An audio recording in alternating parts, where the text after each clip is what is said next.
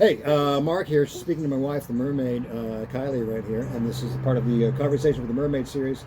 Um, I'm going to bring up something about mermaid I find fascinating because off the top of my head, I can't think of any other sport or creatively artistic physical endeavor. I mean, that be that dancing, this, or figure skating, where you're required to perform and perform well even whenever the event itself is done. So what I mean by that is like you're playing tennis, you can be good, play a hard set, and then you can go huff and puff, sit down, wipe your face when you move off to the side and have a seat in the chair. Or you have a good rolling session in jiu-jitsu or MMA, and you can go slap each other in the back, have Gatorade, and lay back on the mat and huff and puff until you recover. But I know in mermaiding, we think, oh, you're in the water, got to look good and graceful and agile. You're trying to because you're treating that graceful illusion of being simpatico, one with nature.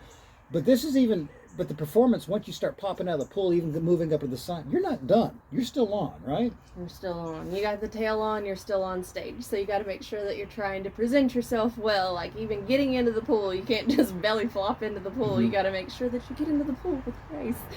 Getting out of the pool, you're maybe tired from doing your breath holds and swimming, depending on what you've been doing. And then you still got to get out of the pool with a little bit of grace. Yeah, that's... you want to sit at the edge of the pool. You want to greet people and make sure you're talking and still not just going, oh.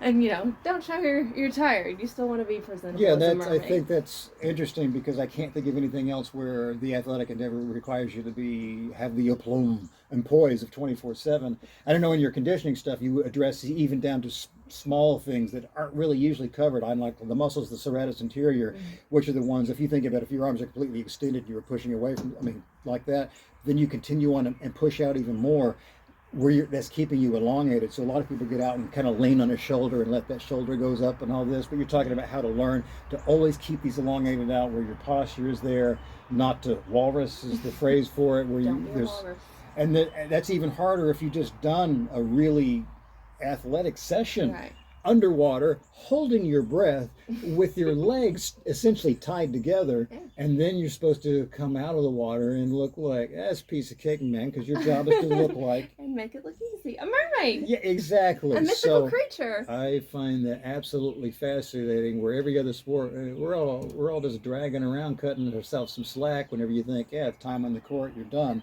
But here, you're not done. Nope. No, once you put the tail on, you're in. You're on. Mm.